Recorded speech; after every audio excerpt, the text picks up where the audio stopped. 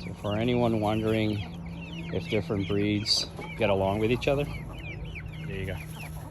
I have Brahmas, I have Rhode Island Reds, I have Leghorns, I have East Eggers, I have Olive Eggers. The olives are over there. This little girl over here too. But they do a lot of things together.